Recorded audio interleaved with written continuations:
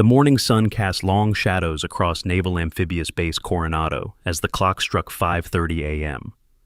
The air hung heavy with the scent of gunpowder and ocean salt, a combination that had become as familiar as breathing to the 47 Navy SEALs gathered at the main firing range. The rhythmic crack of rifle fire echoed across the complex, punctuated by the sharp commands of range safety officers monitoring the morning qualification drills. Among the sea of tactical gear and camouflage uniforms, something unusual caught the attention of Lieutenant Commander Blake Morrison. A woman in her mid-40s walked slowly through the main gate, wearing nothing more than a simple gray t-shirt and dark pants. Her light brown hair was pulled back in a neat bun, a few loose curls framing a face that seemed almost serene despite the chaos of military training surrounding her. Morrison paused his inspection of the firing line, his weathered face creasing into a frown. In his 10 years as a SEAL officer, he had developed an almost instinctive radar for things that did not belong. And this woman, walking calmly through a restricted military facility as if she owned the place, definitely did not belong. The sound of boots on concrete grew louder as Morrison approached, his presence commanding immediate attention from the nearby trainees. The woman continued her steady pace toward the range office, seemingly oblivious to the growing number of eyes tracking her movement. Her stride held an odd quality that Morrison could not quite place. Too measured, too aware, too controlled for a civilian who had wandered into unfamiliar territory. "Ma'am," Morrison called out, his voice carrying the authority of years in special operations. "This is a military facility, not a civilian shooting range." The woman stopped, turning slowly to face him. Her green eyes swept the area in a 360-degree pattern before settling on Morrison's face. The movement was so subtle, so automatic, that most would have missed it entirely. But Chief Master Sergeant Rodriguez, standing near the weapons maintenance station, caught the tactical awareness in that simple turn. His eyebrows raised slightly as he watched the interaction unfold. "I believe there may be some confusion," Morrison continued, his tone growing more condescending with each word. "The civilian shooting classes are held downtown. This is Naval Special Warfare Training Facility." A ripple of quiet laughter spread through the group of SEALs who had begun to gather, drawn by the unusual sight of their lieutenant commander addressing what appeared to be a lost soccer mom. The woman remained silent, her breathing pattern steady and controlled, despite the mounting attention. Morrison noted her stance had shifted almost imperceptibly, feet positioned for better balance, weight distributed as if ready to move in any direction. "Perhaps you could direct me to the appropriate office," the woman replied, her voice calm and professional. "I have documentation regarding my presence here." Morrison's smile widened, the kind of expression that had intimidated countless recruits over the years. "Documentation? What kind of documentation could you possibly have for access to a SEAL training facility?" As he gestured toward the exit gate, something remarkable happened. The woman's eyes automatically checked the corners of the compound, scanning for potential threats or escape routes. Her hand briefly touched the area near her left hip, where a sidearm would typically rest. These movements were so ingrained, so automatic, that they spoke of years of tactical training burned into muscle memory. Chief Rodriguez felt a strange recognition stirring in his chest. He had seen those movements before, performed by operators who had spent decades in the field, but this woman looked like she belonged in a corporate boardroom, not a combat zone. Morrison, meanwhile, had decided to escalate his demonstration of authority. "Let me guess," he said, his voice dripping with sarcasm. "You're here for the spouse activity program, maybe looking to sign up for the wives' self-defense class?" The gathering crowd of SEALs chuckled appreciatively at their commander's wit. This was the kind of entertainment that broke up the monotony of routine training exercises. Morrison was known for his sharp tongue and his ability to put civilians in their place when they wandered where they did not belong. But the woman showed no reaction to the mockery. Her face remained impassive, professional, as if she were accustomed to dealing with hostile situations. Under the edge of her left sleeve, Rodriguez caught a glimpse of what appeared to be a tattoo, numbers that looked suspiciously like military grid coordinates. Morrison decided to test her composure further. Without warning, he grabbed a clipboard from a nearby table and tossed it in her direction, expecting to see the typical civilian reaction of surprise and fumbling. Instead, the woman caught the clipboard one-handed with fluid precision, her body barely shifting to accommodate the unexpected projectile. Her eyes calculated the trajectory in real time, and she smoothly returned the clipboard to Morrison with a gentle underhand motion that spoke of countless hours of hand-eye coordination training. The laughter died in the throats of the observing SEALs. Petty Officer Williams leaned toward his training partner and whispered, "Did you see that catch? That was not normal." Morrison felt his confidence waver for just a moment, but his ego quickly reasserted itself. "Interesting reflexes for a secretary," he said, his voice taking on a harder edge. "Tell me, ma'am, what exactly is your rank? Chief of the bake sale division?" The woman's hand unconsciously moved toward her pants pocket, where the outline of something circular pressed against the fabric. The gesture was brief, automatic, but Rodriguez caught it. He had seen enough challenge coins in his 20-year career to recognize the distinctive shape. "Let's see if you can handle something more challenging than paperwork," Morrison continued, his voice now carrying the attention of every person within 50 yards. The sound of rifle fire began to fade as more SEALs became aware of the confrontation unfolding near the range office. The woman remained silent, but something had changed in her demeanor. The casual civilian posture was gradually being replaced by something else, a bearing that spoke of command experience and hard-earned authority. Her breathing remained controlled, but there was a new intensity in her eyes that made Rodriguez increasingly uncomfortable with the direction this encounter was taking. "I'm waiting for an answer," Morrison pressed, moving closer to establish physical dominance. "What gives you the right to walk into my training facility like you own the place?" The silence stretched between them, broken only by the distant sound of waves crashing against the Coronado shoreline. 47 sets of eyes watched as two very different kinds of authority faced off in the morning sun. Rodriguez found himself reaching for his radio, though he could not quite articulate why. Something about this woman triggered every instinct he had developed in 2 decades of military service. The way she stood, the way she observed, the way she had caught that clipboard, none of it fit with the image of a confused civilian who had wandered into the wrong place. Morrison, however, was just getting started. He had an audience now, and he intended to make the most of it. "You know what? Since you're so interested in our little operation here, why don't you stick around? Maybe you can learn something about what real military training looks like." The woman nodded slowly, as if considering a tactical proposal rather than submitting to harassment. "That would be acceptable," she replied, her tone neutral and professional. The response caught Morrison off guard.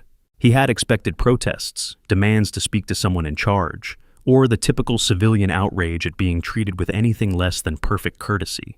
Instead, this woman was agreeing to submit to whatever tests he had in mind. "Acceptable," Morrison repeated, his voice rising slightly. "Lady, this is not a request. This is me telling you how things are going to work in my house." As the morning progressed, Morrison found himself escalating the situation beyond what anyone present had expected. What had started as a simple case of misdirection had become a public display of authority that was drawing attention from across the base. Range safety officers began to gather at a respectful distance, unsure whether to intervene or simply observe. The woman accepted each challenge with the same calm professionalism that had marked her initial response. When Morrison suggested she observe the weapons maintenance procedures, she demonstrated a familiarity with military firearms that went far beyond civilian experience. When he asked her to identify various pieces of equipment, she used terminology that indicated advanced tactical knowledge. Chief Rodriguez found himself making a discreet phone call to the base operations center. "This is Rodriguez at Range Complex Alpha. I need a quick verification on something. Can you check if we have any scheduled civilian visitors today?" The response was immediate and negative.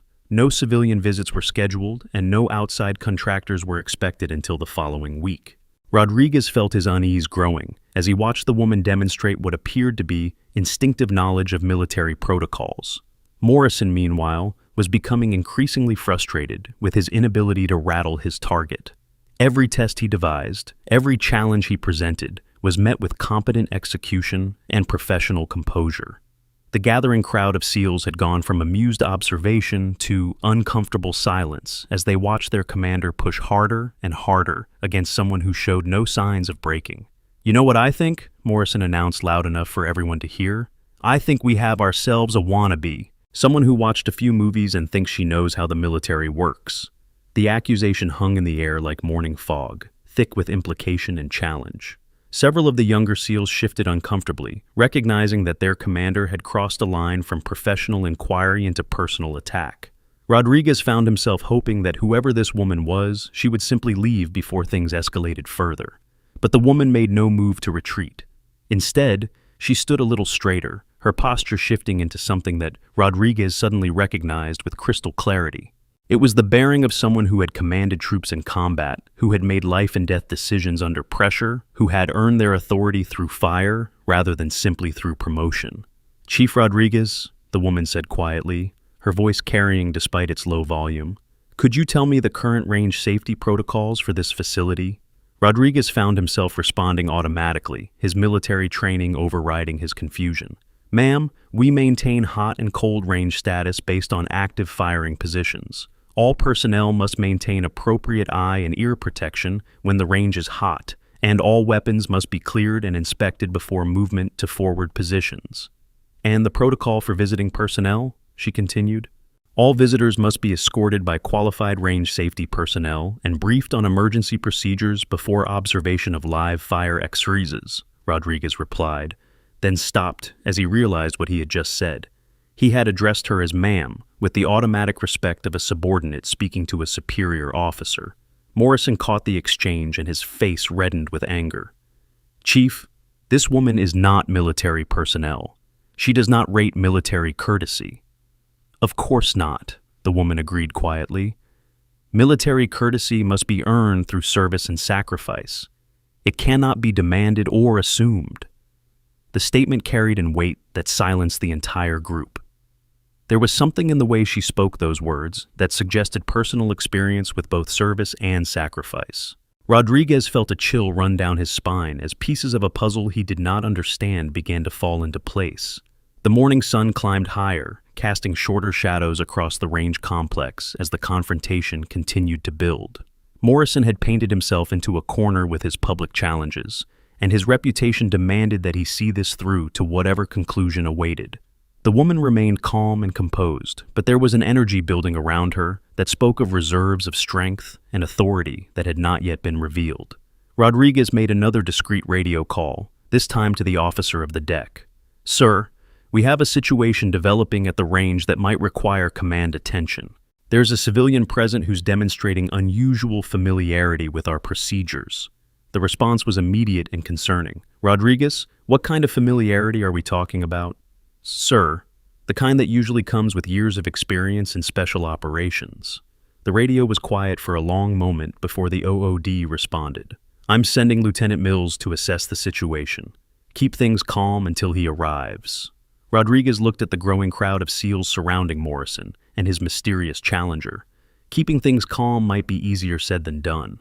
Morrison was clearly committed to proving his point, whatever that point might be, and the woman showed no signs of backing down from whatever tests he had in mind. As if summoned by the rising tension, Petty Officer First Class Williams approached Rodriguez with a troubled expression.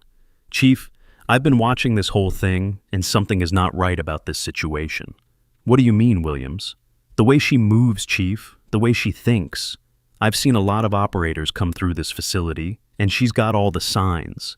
But Morrison is treating her like some random civilian who wandered in off the street." Rodriguez nodded grimly. "I'm beginning to think we may be witnessing a very serious mistake in progress."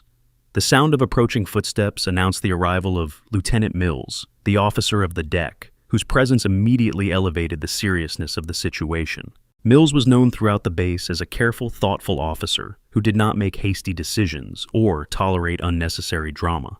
"What's the situation here?" Mills asked Rodriguez quietly, his eyes taking in the crowd and the two central figures who remained locked in their verbal standoff. "Sir, Lieutenant Commander Morrison discovered this woman on the range and has been testing her knowledge of military procedures. She's shown unusual familiarity with our protocols." Mills studied the woman carefully, noting the same tactical awareness that had caught Rodriguez's attention. "Has she presented any identification or stated her business here?" "She mentioned having documentation, but Morrison has not allowed her to present it," Rodriguez replied. Mills frowned. In his experience, refusing to examine someone's credentials was rarely a wise course of action, especially when that person was demonstrating knowledge they should not possess. "I think it's time we resolve this situation properly." But before Mills could intervene, Morrison escalated to a new level. "You know what? I'm tired of playing games. If you really know so much about military operations, let's see you prove it. He gestured toward the weapons maintenance bay, where several M4 carbines were laid out for routine inspection. Let's see if you can field strip one of these weapons. But I'm warning you, if you damage military equipment, you'll be facing federal charges. The woman looked at the weapons for a moment, then walked calmly to the nearest table. What happened next sent a shockwave through every observer present. She approached the M4 with the confidence of someone who had performed this task thousands of times. Her hands moved with mechanical precision, breaking down the weapon into its component parts with a speed and efficiency that matched or exceeded that of the instructors present. She performed the disassembly without hesitation, without consultation, and without a single wasted motion. The crowd fell into absolute silence as she completed the task and began reassembly. Every movement spoke of muscle memory earned through countless hours of training and field use. She handled each component with the casual familiarity of someone for whom these weapons were tools of daily professional use, rather than objects of curiosity. "Holy cow," Williams whispered to his partner. "I've never seen anyone move that fast." Rodriguez found himself checking his watch. The woman had completed the entire field stripping and reassembly process in under 2 minutes. A time that would have been impressive for a seasoned armorer, let alone someone Morrison had dismissed as a civilian interloper. Morrison stared at the reassembled weapon, his confidence beginning to crack for the first time since the confrontation began. "Where did you learn to do that?" he demanded. "Practice," the woman replied simply. "What kind of practice? Where? When?" The woman remained silent, but her posture had shifted again. The casual civilian bearing was almost completely gone now, replaced by something that made every military person present unconsciously straighten their own posture. She radiated the kind of quiet authority that came only from years of successful command in high-pressure situations. Lieutenant Mills decided it was time to intervene. "Ma'am, I'm Lieutenant Mills, officer of the deck for this facility. Could you please present your identification and state your business here?" The woman turned to face Mills, and he found himself looking into eyes that held depths of experience he had not expected. "Certainly, Lieutenant. I have documentation in my vehicle.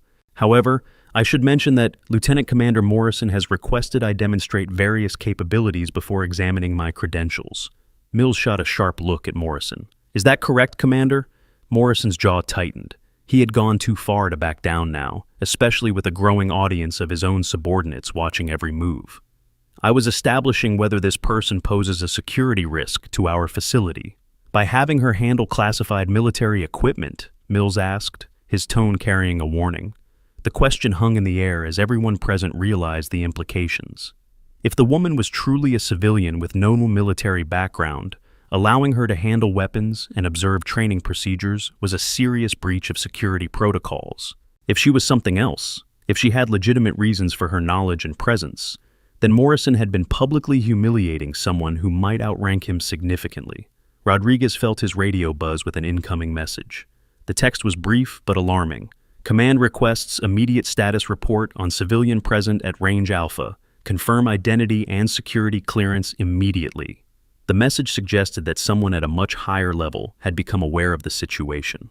Rodriguez looked at the woman with new eyes, wondering what kind of person attracted the attention of base command simply by walking onto a training range. As if sensing the shift in atmosphere, the woman reached into her pocket and withdrew something that made Rodriguez's heart skip a beat. It was a challenge coin, but not just any challenge coin. Even from a distance, he could see the distinctive matte black finish and the subtle golden trident that marked it as something special. Morrison noticed the coin as well, and for the first time since the confrontation began, he looked genuinely uncertain. Challenge coins were serious business in the military community, and the design of this particular coin was sending warning signals through his consciousness. "Ma'am," Mills said carefully, "could you show me that coin?" The woman handed it over without hesitation. Mills examined it closely, his face growing pale as he recognized the markings. The coin was real. The weight, the finish, the precise engraving all spoke of authentic military issue. But more importantly, the symbols on the coin identified it as belonging to a very specific and very elite community within the Navy SEALs. "Commander Morrison," Mills said quietly, "I think you need to see this." Morrison took the coin with hands that were beginning to tremble slightly. The reality of what he was holding began to sink in as he examined the details.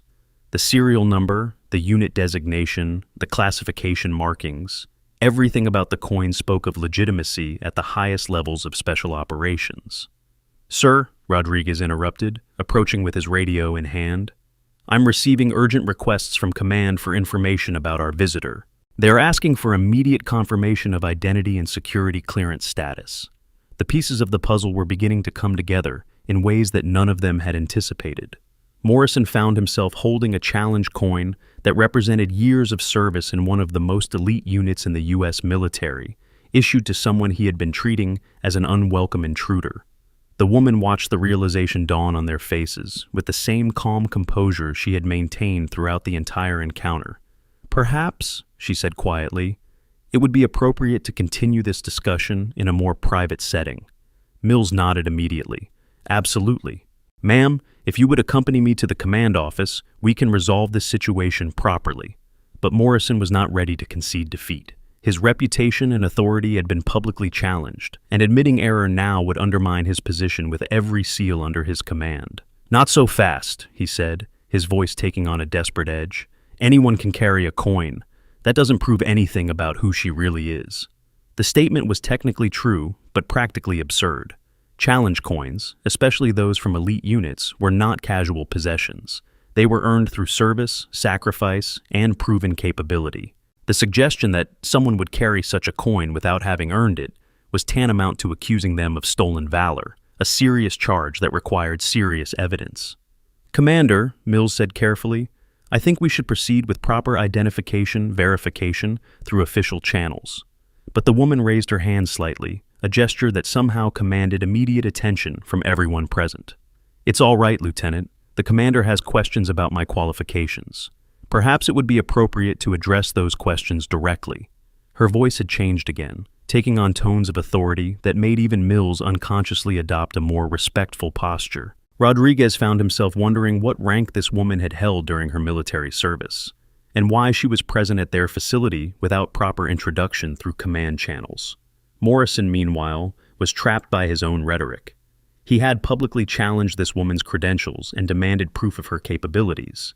Now, faced with evidence that suggested he had made a serious error in judgment, he found himself unable to retreat without losing face in front of his subordinates. "Fine," he said, his voice tight with barely controlled emotion. "You want to prove yourself?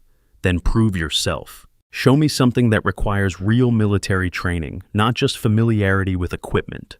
The challenge was issued with the finality of a man who had burned his bridges and was committed to seeing the confrontation through to its conclusion. The woman considered his words for a moment, then nodded slowly. "Very well," she replied. "What did you have in mind?" Morrison looked around the range complex, his eyes settling on the close-quarters combat training facility that occupied the far end of the complex. The CQC house was designed to simulate urban combat environments, complete with multiple rooms, variable lighting, and sophisticated target systems. It was used primarily for advanced SEAL training and was considered one of the most challenging facilities of its type in the military. "The CQC course," Morrison announced. "Let's see how you handle room-clearing procedures." A collective intake of breath went up from the assembled SEALs. The CQC course was not a casual training exercise. It required years of experience, perfect timing, and intimate knowledge of urban combat tactics. Mistakes in the course could result in serious injury or worse. Lieutenant Mills stepped forward immediately. "Commander, I cannot authorize civilian access to the CQC facility. The liability issues alone—" "She's not a civilian," Morrison interrupted. "Are you, ma'am? You're here to prove you belong in our world, so prove it." The woman looked at the CQC facility, then back at Morrison. When she spoke, her voice carried undertones that made Rodriguez's skin crawl with recognition. "I accept your challenge, Commander. However, I suggest we establish clear parameters for safety and evaluation." The professional competence in her voice was unmistakable now. She was not asking for help or guidance. She was establishing the rules of engagement for a tactical exercise. Rodriguez had heard that tone before, from officers who had commanded troops in combat, and who knew exactly what they were doing in high-pressure situations. Mills found himself in an impossible position.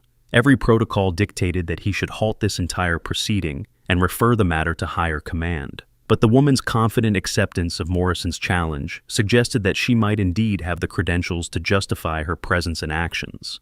"Ma'am," Mills said carefully, "before we proceed any further, I must insist on proper identification and verification of your status." The woman nodded. "Of course, but perhaps it would be more efficient to complete the commander's evaluation first. I believe the results will answer many of your questions." Morrison felt the weight of dozens of eyes upon him. He had escalated this confrontation to a point where retreat was impossible without complete loss of credibility. Every SEAL on the base would know that he had backed down from a challenge he himself had issued. "Agreed," he said, his voice carrying more confidence than he felt. "Standard CQC protocols. You'll be observed and evaluated by qualified personnel. Any safety violations will result in immediate termination of the exercise."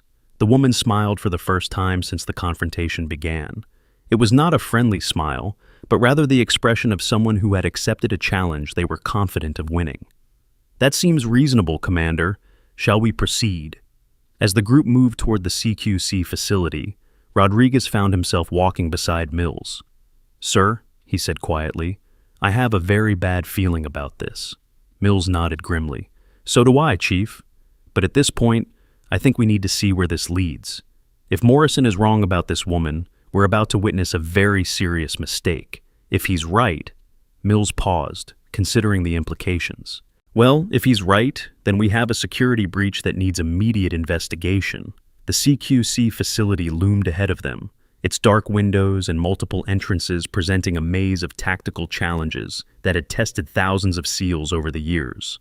As they approached the control booth, Rodriguez couldn't shake the feeling that they were about to witness something that would change everything they thought they knew about the quiet woman in the gray t-shirt.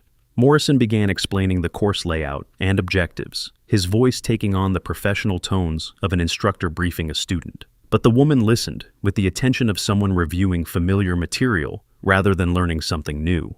Her questions were precise, technical, and demonstrated a depth of understanding that made Rodriguez increasingly nervous about the outcome of this exercise.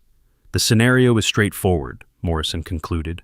"Multiple rooms, unknown number of targets, civilians present. Standard rules of engagement apply. Time limit is 8 minutes for completion." The woman nodded. 8 minutes is generous for a facility this size. "May I inspect the equipment?" Morrison gestured toward the gear rack where protective equipment and simulation weapons were stored. The woman moved among the items with the casual efficiency of someone who had used similar equipment countless times. She selected body armor, eye protection, and a simulation rifle with movements that spoke of long familiarity with tactical gear. As she prepared for the exercise, Rodriguez noticed details that had escaped his attention before. The way she adjusted the body armor showed intimate knowledge of proper fit and function.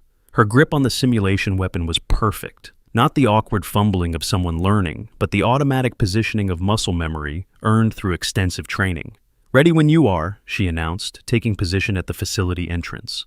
Morrison moved to the control booth, where he could observe and evaluate her performance. Mills joined him, along with Rodriguez and several other senior personnel who had gathered to witness what was rapidly becoming the most unusual training exercise any of them had ever observed. "Begin when ready," Morrison announced over the facility's intercom system. What happened next would be talked about in SEAL training circles for years to come. The woman entered the facility with a smoothness and precision that immediately distinguished her from even experienced operators. Her movement through the first room was flawless, pieing corners, checking angles, maintaining proper spacing from walls and obstacles. She identified and engaged targets with mechanical efficiency while avoiding harm to civilian mannequins placed throughout the course. "Holy cow," Williams whispered from his position in the observation booth. "Look at her move." Rodriguez watched in growing amazement as the woman flowed through the course like water finding its natural path. Every movement was economical, purposeful, and devastatingly effective. She cleared rooms with a speed and efficiency that matched the best performances he had ever witnessed. But what impressed him most was the tactical intelligence behind every decision. She adapted to changing conditions within the facility as if she had run this exact course dozens of times before. When she encountered a complex multi-room scenario in the facility's central section, she employed advanced tactics that were not taught to anyone below the most senior operational levels. Morrison found himself leaning forward in the observation booth, his initial skepticism giving way to professional admiration despite himself. "Where did she learn to move like that?" he muttered. "Sir," Rodriguez said quietly, "I don't think she learned it. I think she lived it."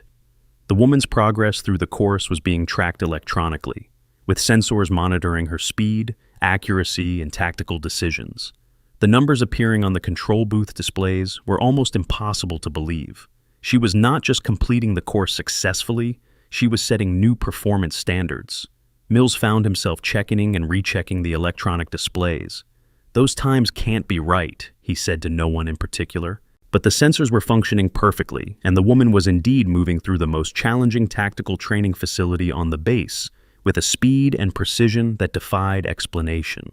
She completed complex scenarios that typically required team coordination, adapting her tactics to solo operation with seamless efficiency. As she entered the final section of the course, Rodriguez realized he was holding his breath. The last room was designed to be the most challenging, with multiple levels, concealed positions, and a scenario that required split-second decision-making under maximum pressure. The woman paused at the threshold for perhaps 3 seconds, reading the tactical situation with eyes that missed nothing. Then she moved into action with a precision that left every observer speechless. She identified and neutralized multiple threats while protecting civilian targets in a complex environment that had challenged the best operators on the base. Her movement was a masterclass in close-quarters combat, demonstrating techniques and tactical awareness that spoke of years of operational experience at the highest levels. When the final buzzer sounded, indicating course completion, the observation booth was filled with stunned silence. The electronic displays showed a completion time that shattered the existing facility record by more than 30 seconds. Her accuracy scores were perfect. Her tactical decisions had been flawless throughout. Morrison stared at the displays as if they were showing him something from another planet. "That's impossible," he said, his voice barely above a whisper. But the evidence was undeniable. Every sensor, every camera, every measurement system in the facility confirmed what they had all witnessed. The quiet woman in the gray t-shirt had just delivered a performance that ranked among the finest demonstrations of close-quarters combat expertise any of them had ever seen. Rodriguez felt his radio buzzing insistently. When he answered, the voice on the other end was tense with urgency. "Chief, I need you to confirm the identity of your visitor immediately. Command is asking questions I cannot answer." Looking at the woman as she emerged from the CQC facility, removing her protective gear with the same casual efficiency she had shown throughout the morning, Rodriguez suddenly understood why Command was asking questions. This was not a case of mistaken identity or curious civilian. This was something much more significant and much more complicated. Morrison climbed down from the observation booth on unsteady legs, his face pale with the realization of what he had just witnessed. He approached the woman with none of the swagger that had marked his earlier behavior. "Ma'am," he said, his voice tight with emotion, "I owe you an apology." The woman looked at him with eyes that held no malice, only the patient expression of someone who had dealt with similar situations before. "No apology necessary, Commander. You were doing your job, protecting your facility and your personnel." Her response only made Morrison feel worse. The grace with which she accepted his grudging acknowledgement spoke of a character that had been tested and proven in ways he was only beginning to understand. Lieutenant Mills approached with the challenge coin still in his hand. "Ma'am, I think it's time we had a proper introduction. Could you please tell us who you are?" The woman looked around at the assembled crowd of SEALs, all of whom were now watching her, with expressions of respect and curiosity rather than skepticism and amusement. When she spoke, her voice carried the quiet authority of someone accustomed to command. "Captain Maria Santos, United States Navy, retired, 20 years of service, 15 in special operations. Call sign Ghost 6. The words hit the assembled group like a physical blow. Rodriguez felt his knees go weak as the implications sank in. Morrison looked as if he might collapse entirely. "DevGru team leader," Santos continued, her voice growing stronger with each word. "Operation Neptune Spear support element. Multiple classified deployments across 3 theaters of operation. Current status: Strategic Advisor for Advanced Combat Training Development." The silence that followed was absolute. Every person present understood they had just witnessed something unprecedented. the public humiliation and subsequent vindication of a genuine American hero. Morrison had challenged one of the most elite operators in U.S. military history, treating her like an unwelcome intruder in facilities where she had every right to be present. Rodriguez found his voice first. "Ma'am, welcome to Naval Amphibious Base Coronado. We apologize for any inconvenience you may have experienced." Santos smiled, and this time it was warm and genuine. "Thank you, Chief. I've experienced worse inconveniences in my career." The understatement drew nervous laughter from several of the younger SEALs, who were beginning to process the magnitude of what they had witnessed. Morrison, meanwhile, stood frozen in place, the full weight of his error finally settling upon him. Mills stepped forward, his training and protocol finally overriding his shock. "Ma'am, could you accompany me to the command office? I believe Captain Hayes will want to meet with you personally." Santos nodded. "Of course. But first, I should collect my documentation from my vehicle. I suspect there will be questions about my presence here." As the group began to move toward the command building, Rodriguez found himself walking beside Morrison. The lieutenant commander looked like a man who had aged years in the span of a single morning. "Holy cow, Commander," Rodriguez said quietly. "Do you realize what just happened?" Morrison nodded slowly. "I just publicly humiliated a DevGru team leader. My career is over." Rodriguez considered this assessment and found himself unable to argue with it. Word of this incident would spread through the SEAL community like wildfire. Morrison's reputation for good judgment and leadership had been shattered beyond repair. But as they approached the command building, Santos turned back to address Morrison directly. "Commander," she said, her voice carrying a tone of professional respect, "you were protecting your people and your facility. That shows good leadership instincts, even if the execution was flawed." The kindness in her words only made Morrison's humiliation more complete. She was offering him dignity in defeat, treating him with the grace that befitted her rank and experience rather than with the scorn he had earned through his behavior. "Ma'am," Morrison managed, "I don't deserve your consideration." "We all make mistakes," Santos replied. "The measure of a leader is how they learn from those mistakes and grow stronger." As they entered the command building, Rodriguez couldn't help but reflect on the morning's events. In less than 3 hours, they had witnessed a masterclass in both how not to handle an unusual situation and how to maintain dignity under pressure. Morrison's aggressive confrontation had revealed his own insecurities and poor judgment, while Santos's patient professionalism had demonstrated the kind of character that created genuine leaders. The implications of the morning's events were only beginning to unfold, but Rodriguez suspected that this day would be remembered as a turning point for everyone involved. Morrison would have to rebuild his reputation and leadership style from the ground up. Santos would likely become a legendary figure in base folklore, and every SEAL who had witnessed the encounter would carry the lessons learned into their own future leadership roles. As they waited outside Captain Hayes' office, Rodriguez found himself studying Santos with new eyes.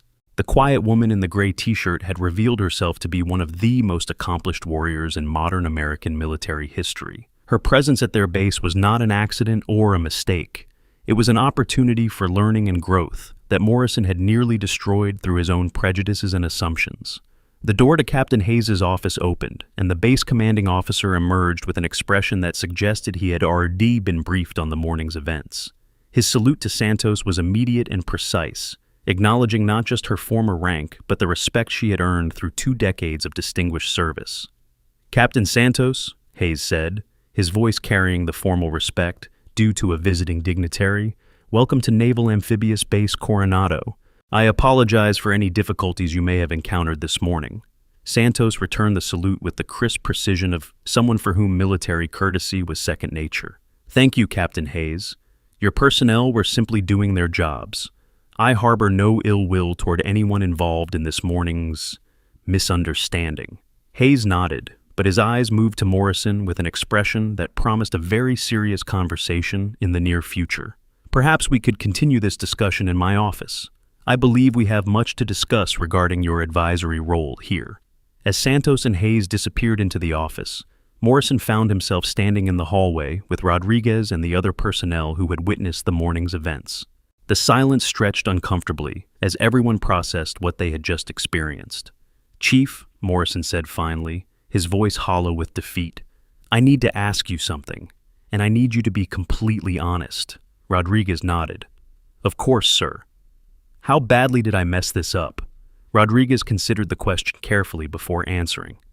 Sir, with all due respect, this morning's events will be discussed in SEAL training circles for the next 20 years.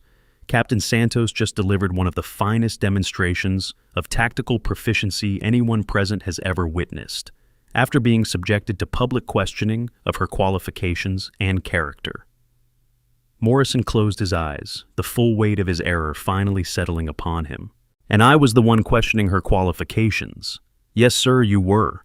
The two men stood in silence for several minutes, listening to the muffled conversation coming from Captain Hayes' office. Rodriguez could only imagine the discussion taking place behind that closed door, but he suspected it involved significant changes to the base's training programs and protocols.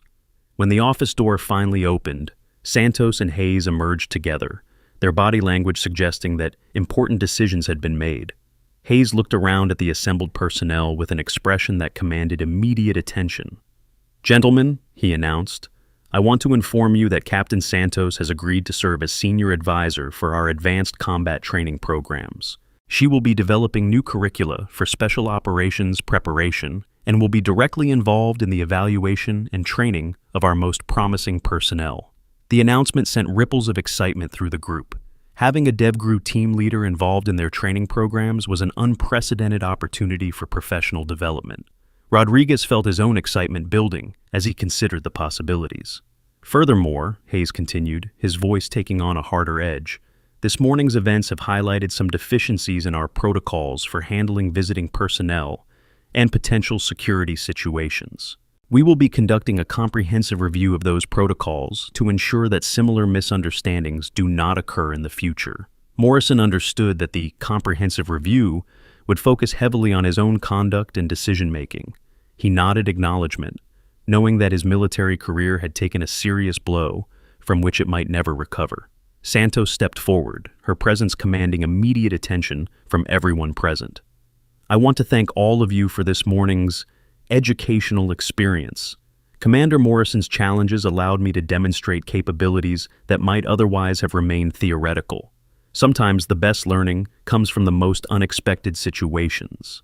Her words were gracious, but everyone present understood the subtext. Morrison's aggressive confrontation had inadvertently provided Santos with an opportunity to establish her credentials in the most dramatic possible fashion. The CQC course performance would become legendary, but it would always be remembered in the context of Morrison's initial skepticism and hostility. I look forward to working with all of you in the coming weeks, Santos continued. I believe we can accomplish great things together. As the group began to disperse, Rodriguez found himself walking alongside Santos toward the parking area. Ma'am, he said, if you don't mind me asking, what really brought you to our facility this morning? Santos smiled. I was scheduled to meet with Captain Hayes about the advisory position. I arrived early and decided to observe your training procedures before our formal meeting. I had no intention of becoming involved in demonstration activities. And when Commander Morrison challenged you, I saw an opportunity to establish credibility in a way that would be clearly understood by everyone present. Sometimes actions speak louder than credentials. Rodriguez nodded, understanding the tactical thinking behind her decision. By accepting Morrison's challenges and demonstrating her capabilities so dramatically, Santos had established herself as a legitimate authority figure who could not be questioned or dismissed by anyone on the base. Ma'am, I hope you know that not everyone shares Commander Morrison's initial reaction to your presence. Santos stopped walking and turned to face Rodriguez directly. Chief, Commander Morrison is a good officer who made a mistake. I've made plenty of mistakes in my own career. The important thing is that we all learn from this experience and move forward as professionals.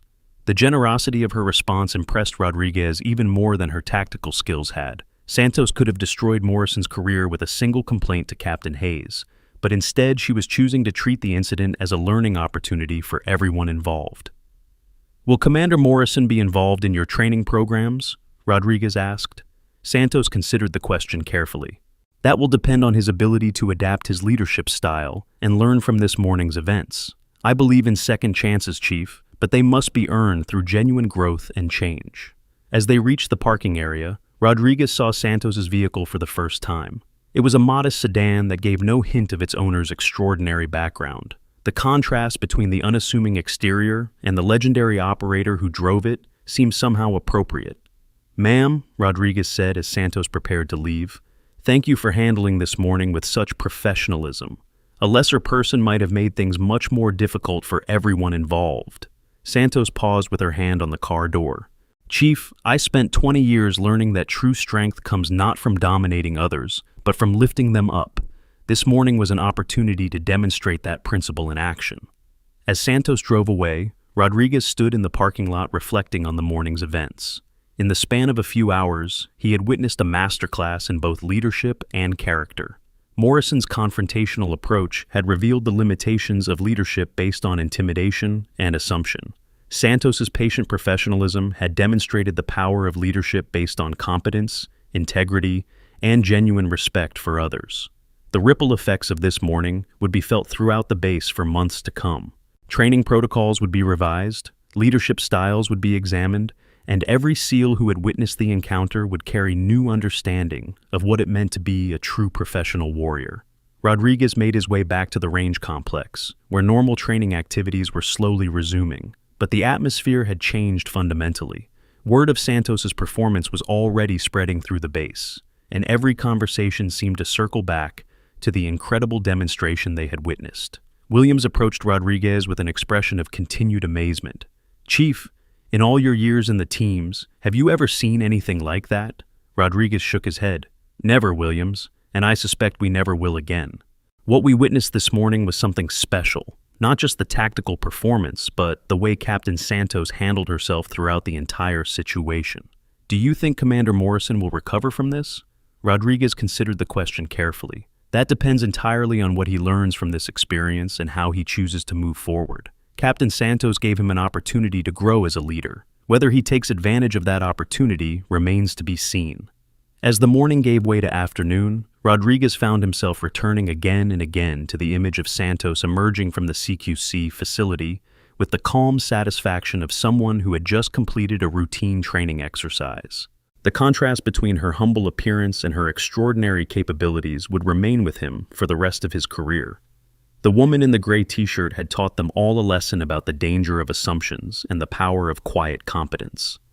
But more importantly, she had demonstrated that true warriors were defined not by their ability to dominate others, but by their willingness to use their strength in service of something greater than themselves. As Rodriguez resumed his duties as range safety chief, he couldn't help but smile at the thought of the training program Santos would develop. The SEALs at Coronado were about to receive an education from one of the finest operators in the history of special operations. And perhaps most importantly, they would learn those lessons from someone who understood that the greatest victories were won not through force, but through character. The morning sun had given way to the heat of midday, but the lessons learned in those first few hours would last a lifetime. Rodriguez knew that every person present had been changed by what they had witnessed, and he suspected that the changes would make them all better warriors and better leaders. As he watched the range activities resume their normal rhythm, Rodriguez allowed himself one final reflection on the morning's events. Sometimes the most important lessons came from the most unexpected sources. Today, those lessons had come from a quiet woman in a gray t-shirt who had reminded them all what it truly meant to be a professional warrior. The story was far from over, but Rodriguez was confident that whatever came next would be worthy of the extraordinary beginning they had all witnessed. Captain Santos had arrived at Coronado as a mystery, but she was leaving as a legend, and everyone who had been present for her arrival would carry that legend forward into their own futures, making them all better for having witnessed true greatness in action. The afternoon sun blazed overhead as Rodriguez made his way back to the command building, where Captain Hayes had requested all senior personnel for an emergency briefing. The morning's revelations about Captain Santos had set in motion a series of events that would reshape the entire training program at Naval Amphibious Base Coronado. Inside the briefing room, Rodriguez found himself seated alongside Lieutenant Mills, Chief Petty Officer Jackson, and several other senior enlisted personnel. Morrison sat at the far end of the table, his face still bearing the weight of his morning encounter. The atmosphere was tense with anticipation as they waited for Captain Hayes to begin. When Hayes entered the room, followed closely by Captain Santos, the entire assembly rose to attention. Santos had changed from her civilian clothes into a crisp navy uniform that bore the insignia of her former rank and the ribbons that told the story of 2 decades of distinguished service. The transformation was remarkable. The quiet woman in the gray t-shirt had been replaced by an unmistakably commanding officer whose presence filled the room. "Be seated," Hayes commanded, taking his position at the head of the table. "Gentlemen, this afternoon's briefing will cover significant changes to our training protocols and the introduction of new advanced combat curricula under the supervision of Captain Santos." Rodriguez felt a surge of excitement mixed with apprehension. Having a DevGru team leader redesign their training programs was an unprecedented opportunity, but it also meant that everything they thought they knew about advanced combat preparation was about to be challenged and improved. "Captain Santos," Hayes continued, "has agreed to conduct a comprehensive evaluation of our current training methods and develop enhanced programs that incorporate lessons learned from recent special operations deployments. This evaluation will begin immediately and will involve direct observation of all training activities." Santos stood, her bearing commanding immediate attention from everyone present. "Thank you, Captain Hayes. Over the next several weeks, I will be working closely with each of you to assess current capabilities and identify areas for improvement. This process will require your complete cooperation and honest feedback about existing procedures." Her voice carried the authority of someone accustomed to command, but Rodriguez also detected an undertone of genuine respect for the personnel she would be working with. This was not going to be a top-down imposition of new methods, but rather a collaborative effort to enhance existing strengths. "I want to be clear about my expectations," Santos continued. "We will be pushing boundaries, challenging assumptions, and exploring new approaches to combat preparation. Some of you may find these methods uncomfortable or unfamiliar. That discomfort is part of the learning process." Morrison shifted uncomfortably in his seat, understanding that he would likely be subjected to particularly intense scrutiny given the morning's events. Santos seemed to sense his discomfort and addressed him directly. "Commander Morrison, I want you to know that your participation in this process is not only welcome but essential. Your experience and leadership will be valuable assets as we develop new training protocols. This morning's interaction demonstrated your commitment to protecting your personnel and facility. That commitment, properly channeled, is exactly what we need." The gracious acknowledgement drew surprised looks from several attendees. Santos was offering Morrison a path to redemption rather than punishment, demonstrating the kind of leadership that built teams rather than destroying them. Hayes resumed control of the briefing. "The first phase of this evaluation will focus on individual skill assessment. Captain Santos will be conducting personal interviews and practical evaluations with all senior personnel over the next week. These evaluations will be confidential and will focus on identifying strengths and development opportunities." Rodriguez felt his pulse quicken at the prospect of being evaluated by one of the most elite operators in U.S. military history. The opportunity to receive feedback from someone of Santos's caliber was both exciting and intimidating. "Additionally," Hayes continued, "we will be implementing new safety protocols for all training activities. This morning's events highlighted some gaps in our procedures for handling unusual situations. Captain Santos will be working with our safety officers to develop enhanced protocols that maintain security while ensuring appropriate treatment of all personnel." The indirect reference to Morrison's handling of Santos's arrival sent a clear message about command's view of the morning's events. Changes were coming, and they would be comprehensive. Santos stepped forward again. "I want to address something that I know is on everyone's mind. This morning's demonstration was not intended to embarrass anyone or to establish dominance. It was simply a response to a challenge that allowed me to establish my credentials in a way that everyone could understand and respect." She paused, making eye contact with Morrison before continuing. "In special operations, we learn that every situation is a learning opportunity. This morning taught us all valuable lessons about assumptions, protocols, and the importance of maintaining professionalism under pressure. Moving forward, we will build on those lessons to create better systems and stronger teams." The room was silent as everyone absorbed the implications of her words. Santos was reframing the morning's confrontation as a valuable training exercise rather than a personal conflict, demonstrating the kind of leadership that turned potential disasters into growth opportunities. Hayes concluded the briefing with specific assignments and timelines. Individual evaluations would begin the following Monday, with each session lasting approximately 2 hours. Written assessments would be completed by the end of the following week, and new training protocols would be implemented within 30 days. As the meeting dispersed, Rodriguez found himself walking alongside Mills toward the exit. "Lieutenant," he said quietly, "what do you think about all this?" Mills considered the question carefully. "I think we're about to receive an education from one of the finest operators in the history of special warfare. That's either going to be the best thing that ever happened to our careers, or it's going to be the most humbling experience we've ever endured." "Probably both," Rodriguez replied with a rueful smile. Their conversation was interrupted by Santos herself, who approached them with a friendly but professional demeanor. "Chief Rodriguez, Lieutenant Mills, could I speak with you for a moment?" Both men nodded immediately, curious about what the legendary operator might want to discuss with them specifically. "I wanted to thank you both for your professionalism this morning," Santos began. "Your attempts to de-escalate the situation and ensure proper protocols were noted and appreciated. That kind of leadership under pressure is exactly what we need in our advanced training programs." Rodriguez felt a surge of pride at the acknowledgement. "Ma'am, we were just doing our jobs."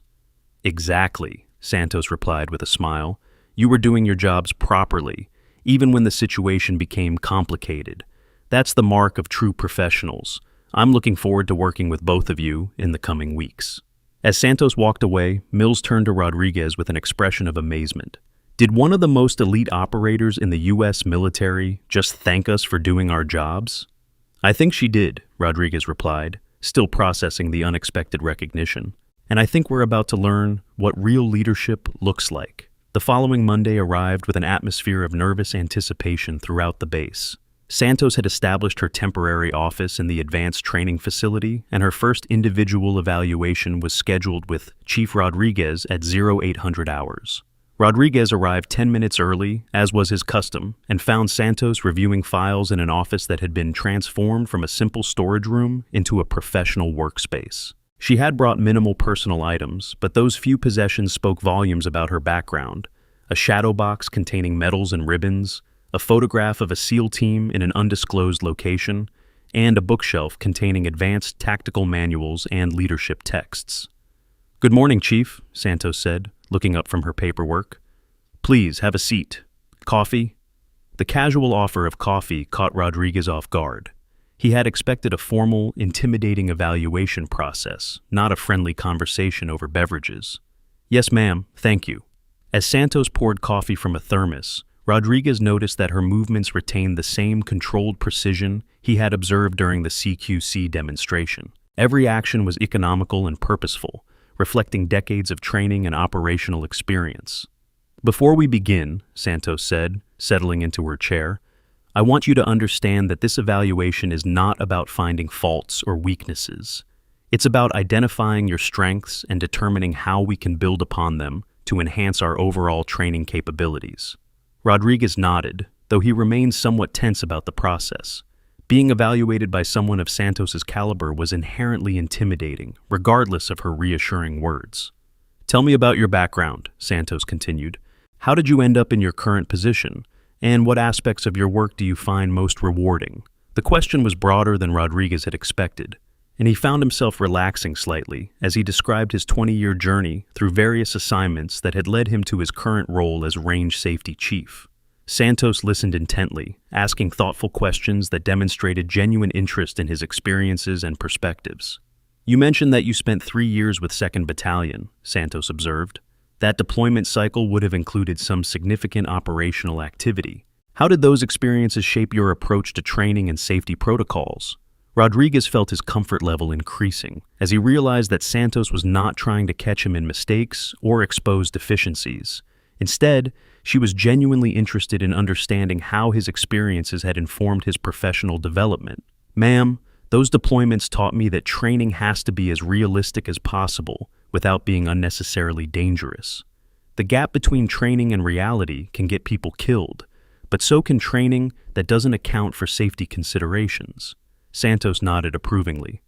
"That's exactly the kind of thinking we need to incorporate into our new programs. The challenge is finding the balance between realism and safety, between pushing boundaries and maintaining responsible risk management." The conversation continued for nearly 2 hours, covering topics ranging from specific training techniques to broader questions of leadership philosophy. Rodriguez found himself sharing insights and experiences that he had never discussed in formal settings, drawn out by Santos's skillful questioning and genuine interest. "Chief," Santos said as the evaluation concluded, "I want you to know that this conversation has been extremely valuable. Your combination of operational experience and training expertise makes you an ideal candidate for expanded responsibilities in our new programs." Rodriguez felt a surge of professional satisfaction. "Ma'am, I appreciate your confidence. I'm excited about the possibility of contributing to enhanced training methods." "Good," Santos replied, making notes in her file. "I'll be discussing expanded roles for several personnel with Captain Hayes. Your name will definitely be on that list." As Rodriguez left the office, he realized that his apprehension about the evaluation had been completely unfounded. Santos had conducted the session as a professional conversation between equals, focused on identifying opportunities for growth and contribution rather than highlighting deficiencies or problems. Word of Rodriguez's positive evaluation spread quickly through the senior enlisted ranks, and subsequent evaluations were approached with curiosity rather than dread. Santos conducted each session with the same professional respect and genuine interest that had marked her conversation with Rodriguez. Morrison's evaluation, scheduled for Wednesday afternoon, was anticipated with particular interest, given the circumstances of his first encounter with Santos. When he emerged from the office after nearly 3 hours, his expression was thoughtful rather than defeated. "How did it go?" Mills asked quietly as Morrison passed through the administrative area. Morrison paused, considering his response carefully. "It was educational. Captain Santos is remarkably skilled at helping people examine their own assumptions and motivations. I learned things about myself that I hadn't realized before." The cryptic response left Mills curious about the specifics, but Morrison's improved demeanor suggested that the evaluation had been constructive rather than punitive. Whatever Santos had discussed with him had apparently provided perspective rather than condemnation. By the end of the week, Santos had completed individual evaluations with 12 senior personnel, ranging from experienced chiefs to junior officers. The consistent feedback was that she had conducted professional, respectful conversations that focused on potential rather than problems. Friday afternoon brought the first group session, where Santos gathered the evaluated personnel to discuss initial findings and outline the direction of the new training programs. The briefing room was filled with an atmosphere of anticipation as the senior staff waited to learn how their individual evaluations would translate into program changes. "Gentlemen," Santos began, "this week's evaluations have confirmed my initial assessment that you have an exceptionally capable and experienced team here at Coronado. The challenge is not replacing existing capabilities, but rather enhancing and expanding them." The positive opening set a tone of collaboration rather than criticism, immediately putting the assembled personnel at ease. "Based on our conversations, I've identified several areas where we can implement improvements that will benefit everyone involved.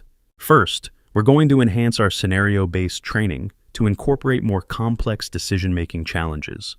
Real operations rarely present simple solutions, and our training should reflect that complexity." Rodriguez found himself nodding in agreement.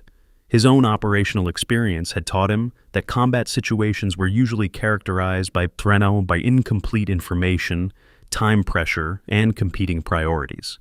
"Second," Santos continued, "we are going to implement more comprehensive after-action reviews that focus not just on technical performance, but on decision-making processes and adaptive thinking.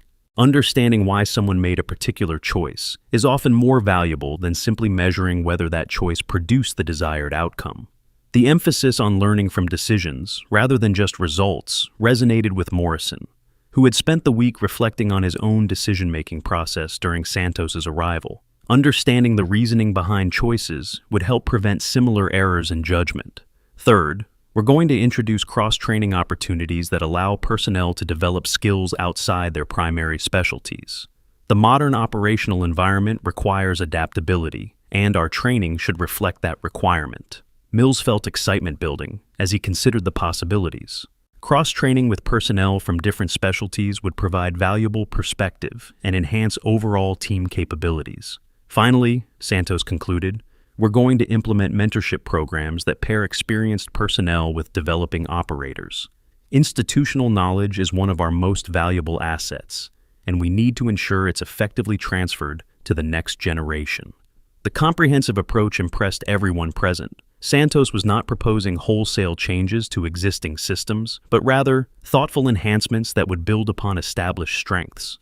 I want to emphasize that these changes will be implemented gradually and with your input at every stage, Santos continued. You know your people and your capabilities better than I do. My role is to provide perspective and experience that can help you achieve your goals more effectively. Hayes stepped forward to address the group. Implementation of these new protocols will begin next Monday. Captain Santos will be working directly with each department to ensure smooth transitions and appropriate training for all personnel involved. As the briefing concluded, Rodriguez found himself approaching Santos with a question that had been building throughout the week. "Ma'am, can I ask you something about leadership?" Santos nodded encouragingly. "Of course, Chief. What's on your mind?" "This morning, when Commander Morrison first challenged you, you had the opportunity to immediately establish your authority and put him in his place. Instead, you chose to go along with his tests and prove yourself through demonstration. Why did you make that choice?" Santos considered the question thoughtfully before responding. "Chief, true authority doesn't need to be declared or defended. It demonstrates itself through actions and character. If I had simply pulled rank or demanded immediate recognition, it would have established hierarchy but not respect. By allowing the situation to develop naturally, I was able to establish both." The explanation provided insight into the sophisticated leadership thinking that had guided Santos's responses throughout the morning's confrontation. She had turned a potentially destructive situation into a powerful learning opportunity for everyone involved. "More importantly," Santos continued, "I wanted to demonstrate to everyone present that competence and character matter more than titles or positions. In special operations, we succeed because we trust each other's capabilities, not because we follow orders blindly." Rodriguez nodded, understanding how the morning's events had served multiple purposes beyond simply establishing Santos's credentials. She had provided a masterclass in leadership under pressure, while simultaneously creating opportunities for everyone present to learn and grow. The weekend passed quietly, with personnel throughout the base discussing the upcoming changes and speculating about their implementation. Monday morning brought the beginning of the new training protocols, starting with enhanced scenario-based exercises that immediately demonstrated the difference between Santos's approach and traditional methods. The first scenario involved a complex hostage rescue situation with multiple variables and competing priorities. Instead of providing a predetermined solution, Santos allowed the teams to develop their own approaches and then led detailed discussions about the reasoning behind each decision.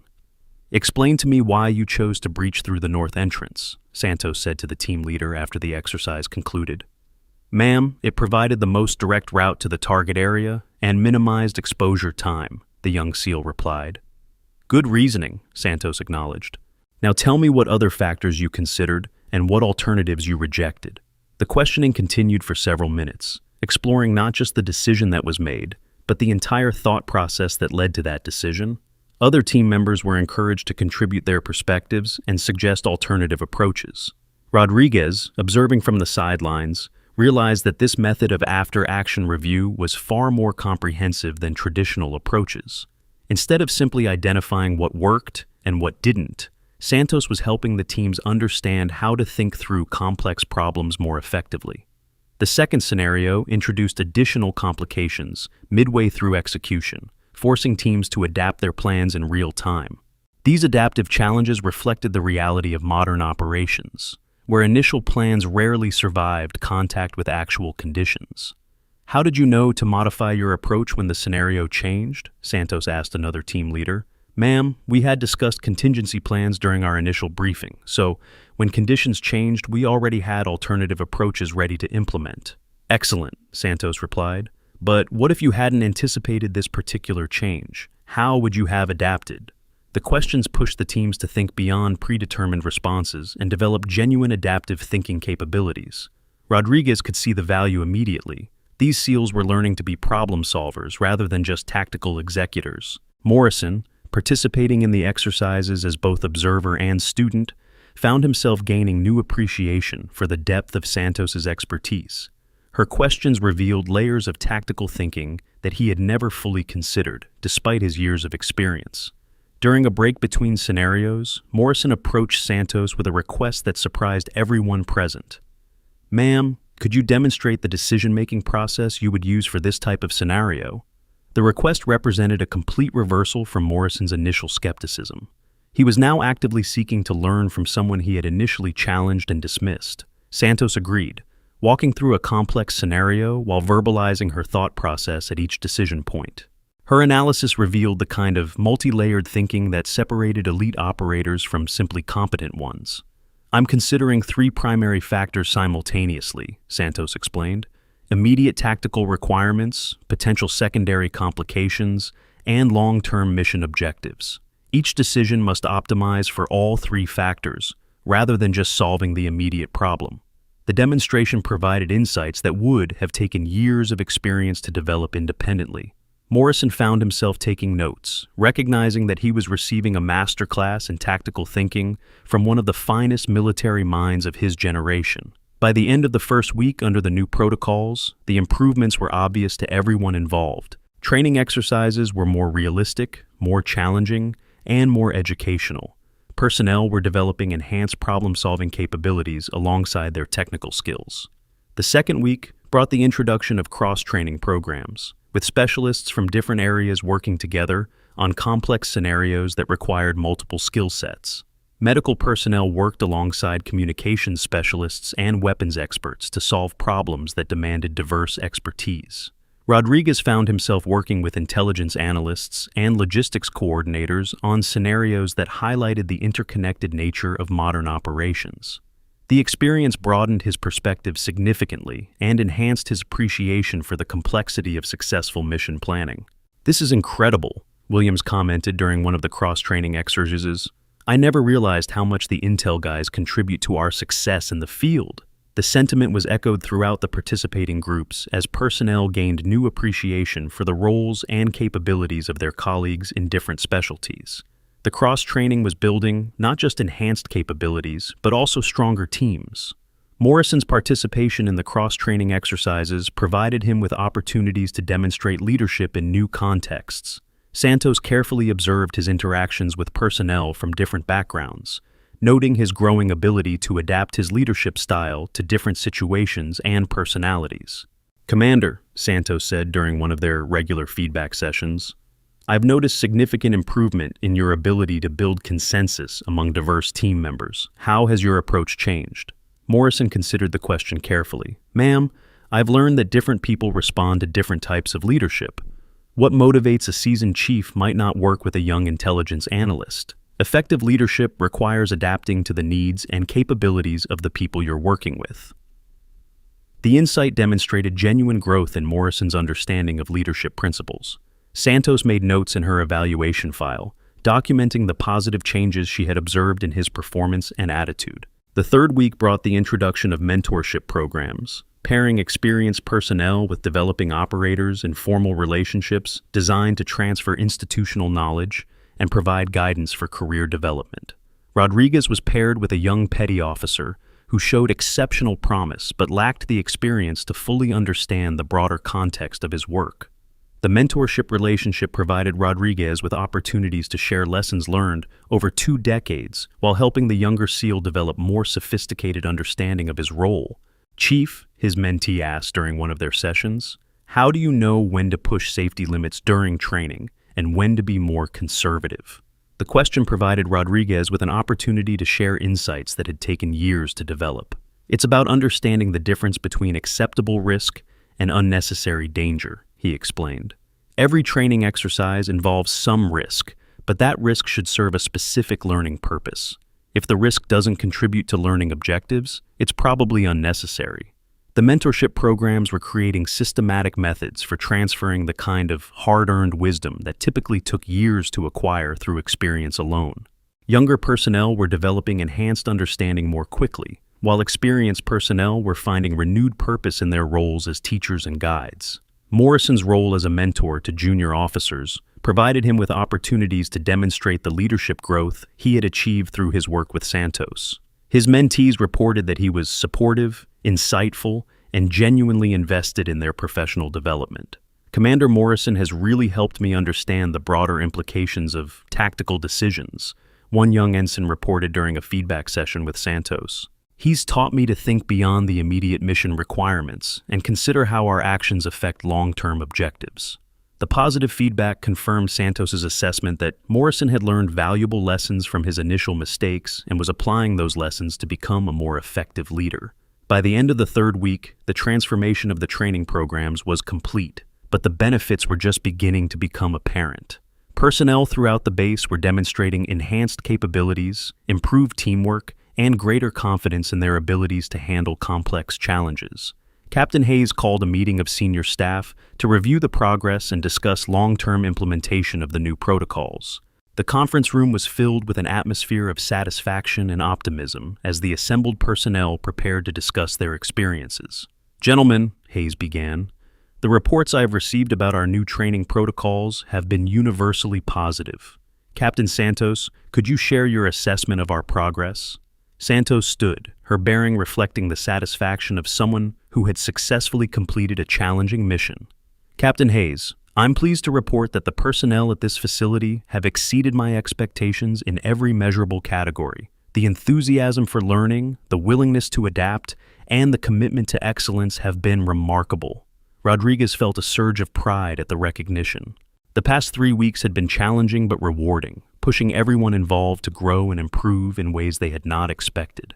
"The new protocols are now fully integrated into your training curriculum," Santos continued. "Your personnel have demonstrated mastery of the enhanced methods and are ready to implement them independently. My role here is essentially complete." The announcement brought mixed reactions from the assembled group. While they were proud of their successful adaptation to the new methods, many had hoped that Santos would remain as a permanent part of their team. Morrison raised his hand to speak. "Ma'am, on behalf of all the personnel who have worked with you, I want to express our gratitude for the learning opportunities you've provided. Your mentorship has made us all better operators and better leaders." The statement represented a complete transformation from Morrison's initial hostility to genuine respect and appreciation. Santos nodded acknowledgement, recognizing the growth that Morrison's words represented. "Commander Morrison," Santos replied, "your willingness to learn and adapt has been exemplary. You've demonstrated the kind of leadership growth that will serve you and your personnel well throughout your career."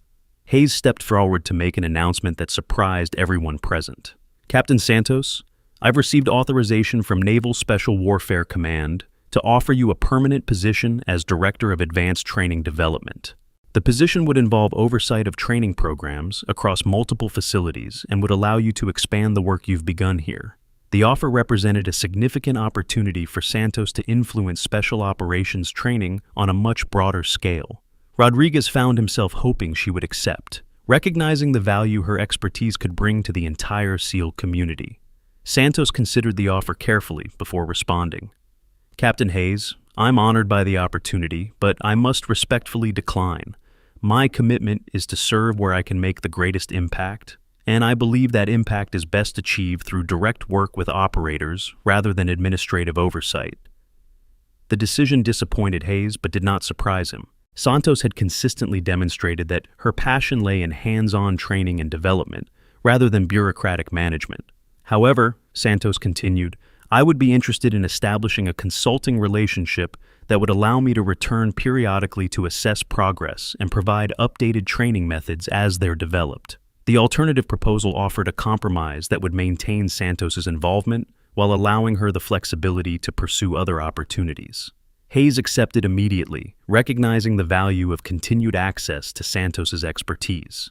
Rodriguez found himself wondering what Santos would do next, now that her work at Coronado was complete. When he asked her directly, her response reflected the same thoughtful consideration that had marked all her decisions. "Chief, there are other facilities that could benefit from similar training enhancements.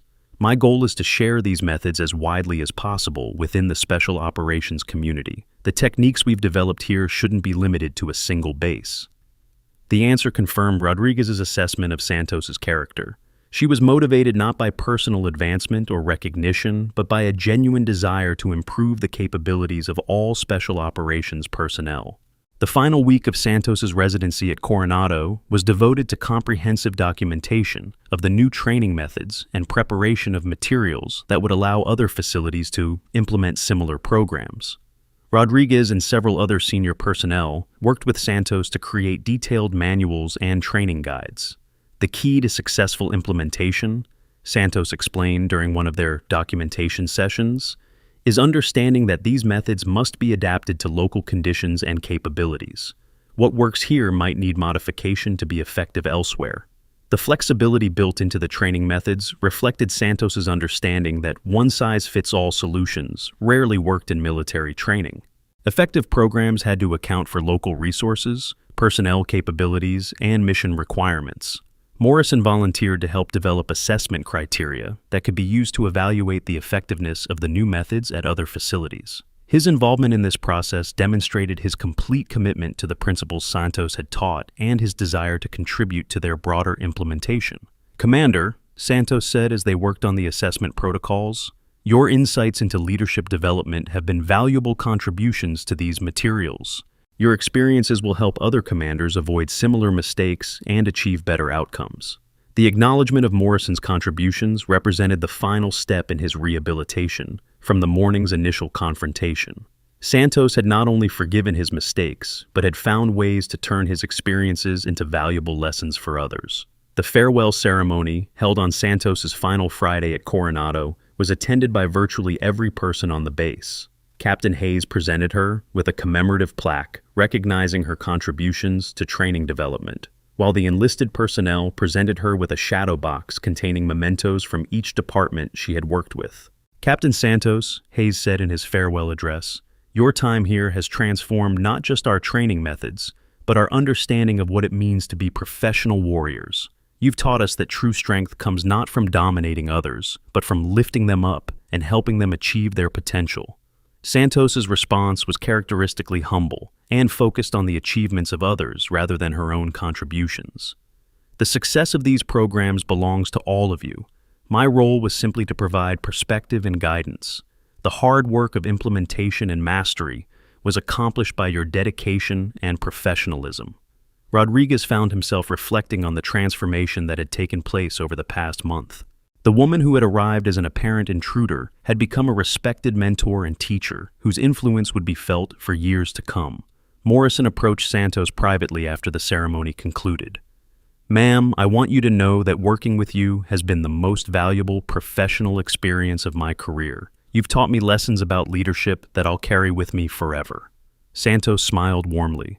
"Commander, you've demonstrated that the best leaders are those who are willing to learn from their mistakes and grow stronger. Your example will inspire others to embrace similar growth opportunities."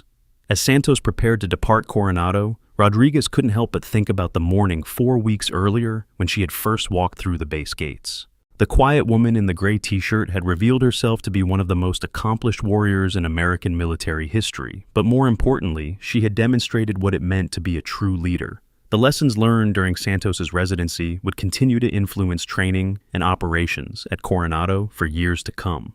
Every SEAL who had worked with her would carry forward enhanced capabilities and deeper understanding of professional excellence.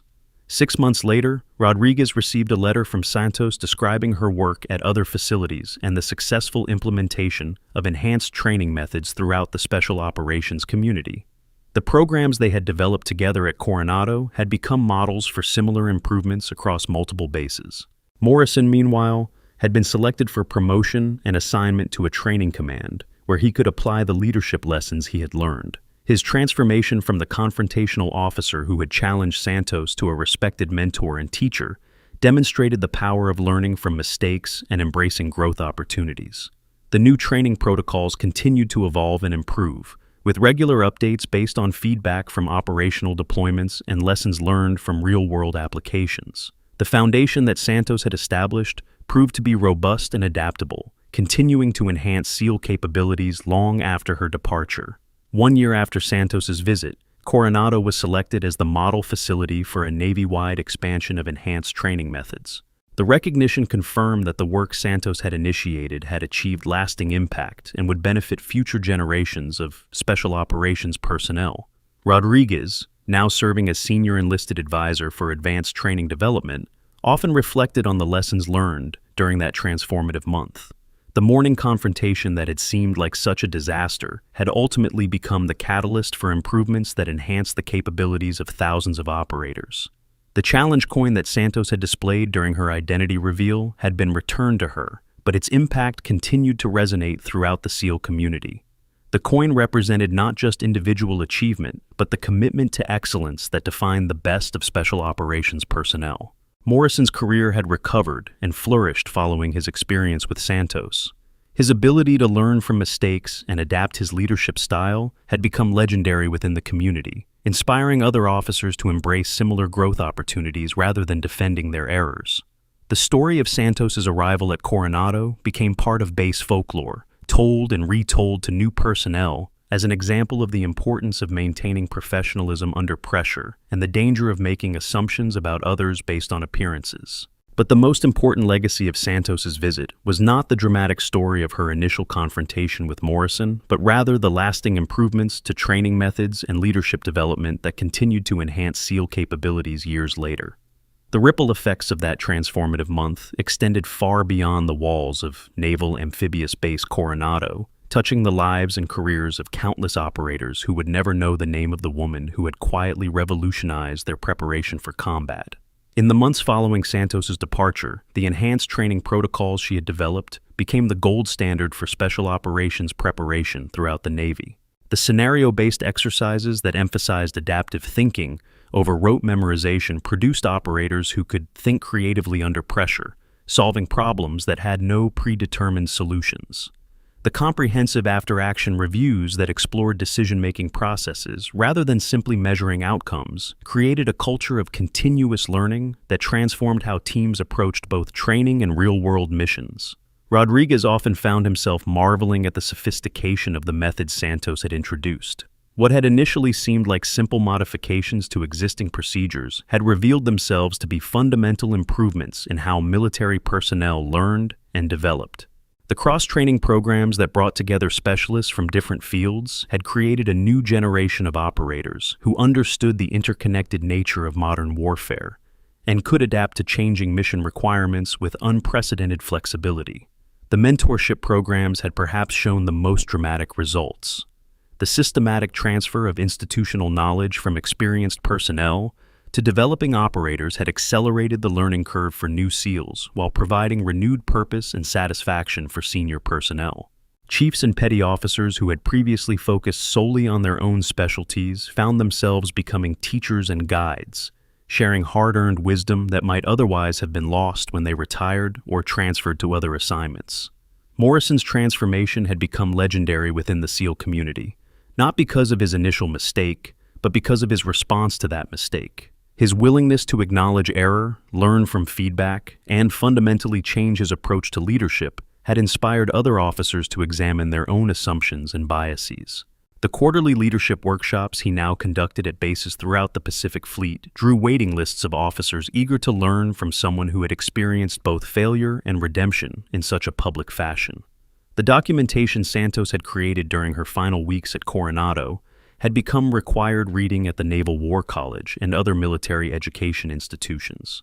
Her insights into adaptive leadership, decision-making under pressure, and the cultivation of organizational learning had influenced military doctrine far beyond the special operations community.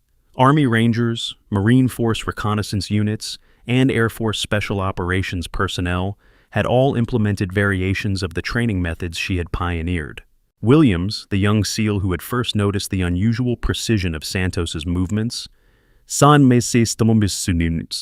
had been selected for advanced leadership training based partly on his demonstrated ability to observe and analyze tactical situations.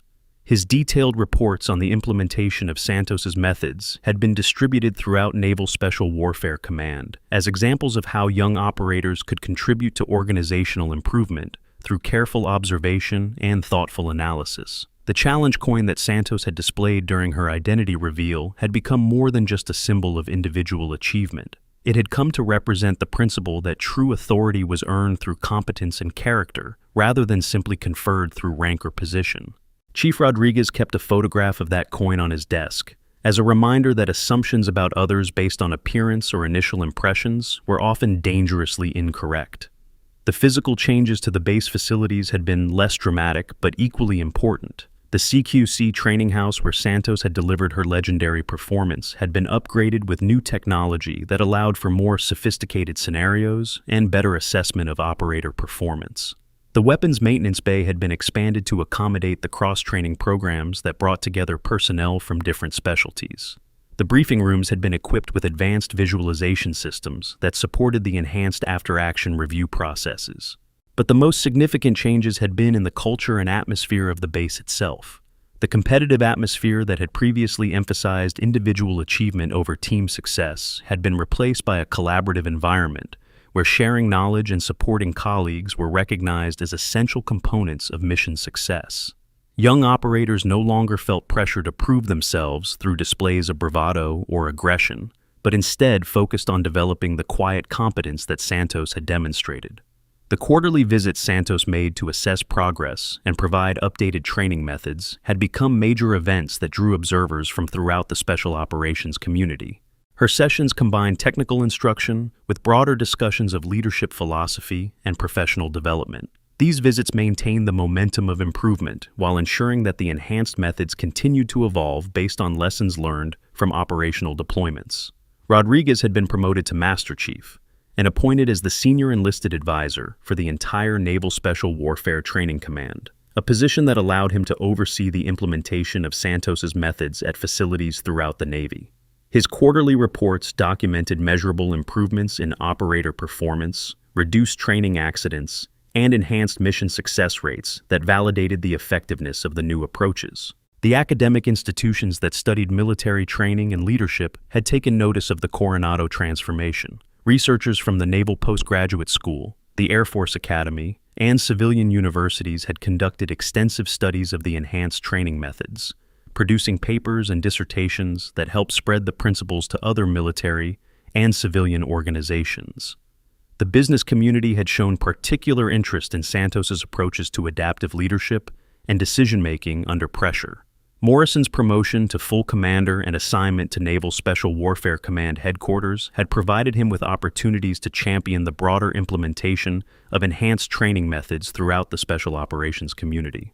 His presentations to senior leadership emphasized the measurable benefits of investing in comprehensive training development rather than simply increasing the quantity of exercises or the complexity of equipment. The international implications of the training improvements had been equally significant. Allied Special Operations Forces had requested access to the enhanced methods, recognizing their potential to improve multinational cooperation and mission effectiveness.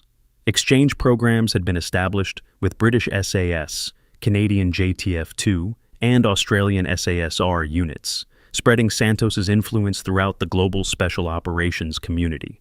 The technology industry had also taken notice of the decision-making frameworks and adaptive thinking methods that Santos had developed. Several major corporations had hired military consultants to implement modified versions of the training approaches in their own leadership development programs.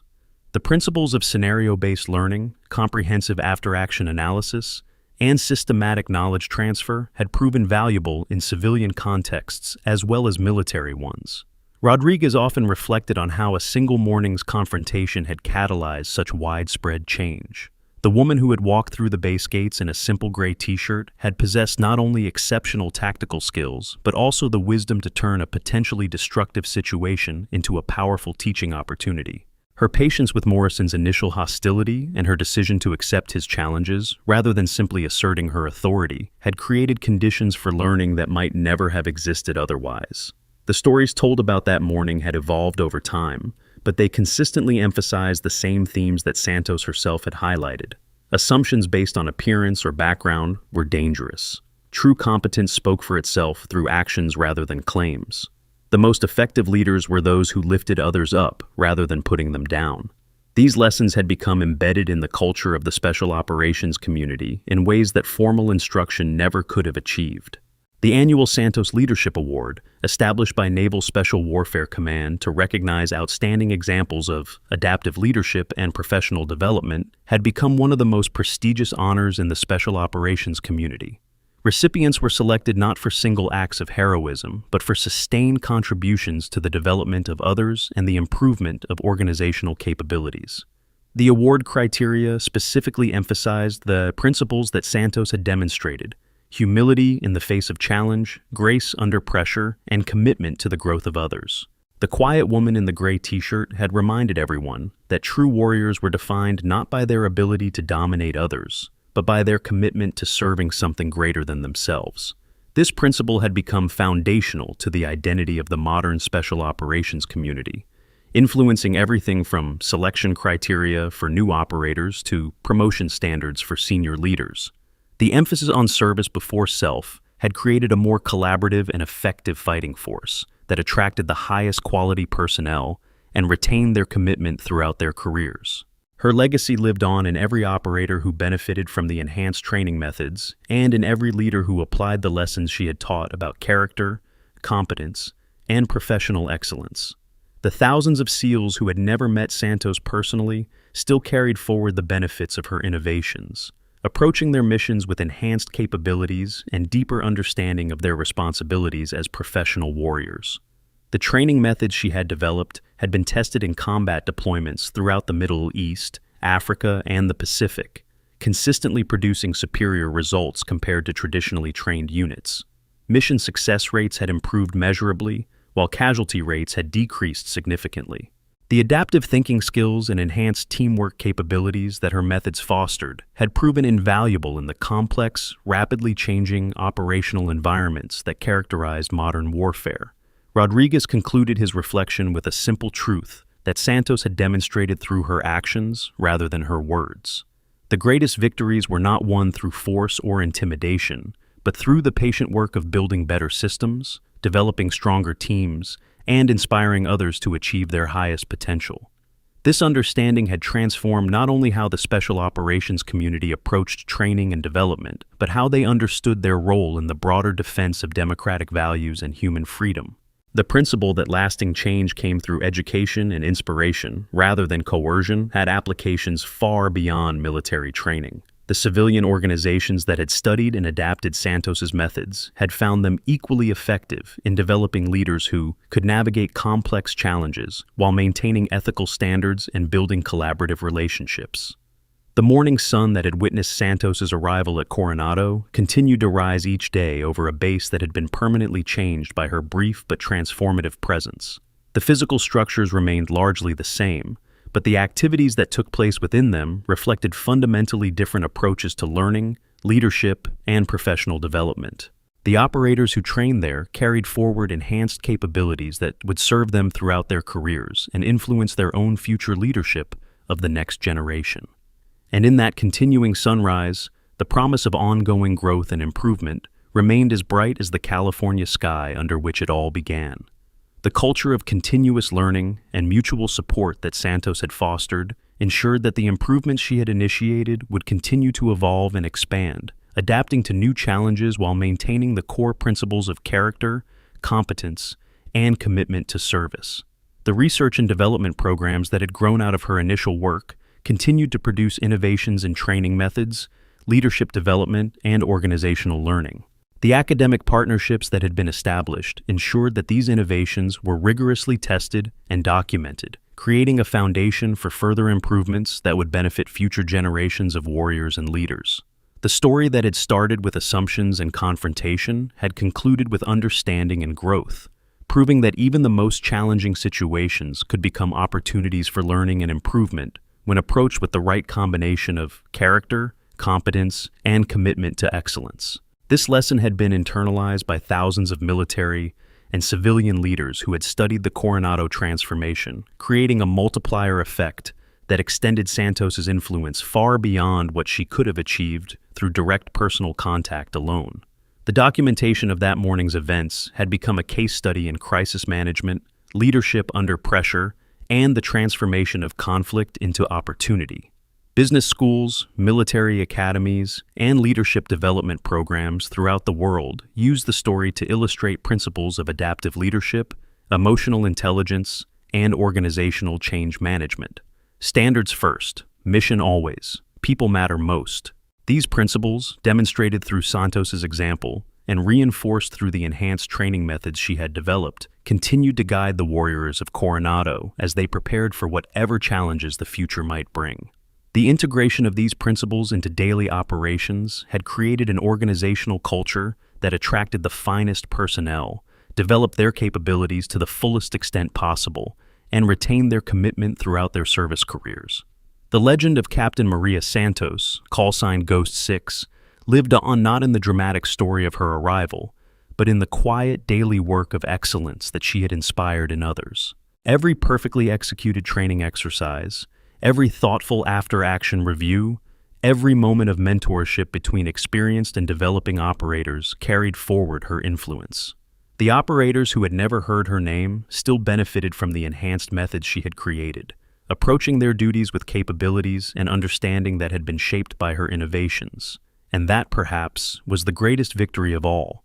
The transformation of a single morning's confrontation into a lasting legacy of improvement and growth demonstrated the power of character, wisdom, and commitment to service. The quiet woman in the gray t-shirt had achieved something that no amount of force or intimidation could have accomplished. She had changed hearts, minds, and capabilities in ways that would continue to benefit others for generations to come. In the end, that was the measure of true leadership and the definition of lasting victory. The stories end here, but the journey continues. Many new episodes are waiting for you. And if you enjoy, please take a moment to like, subscribe to our EV Story channel, and turn on the bell. See you in the next story.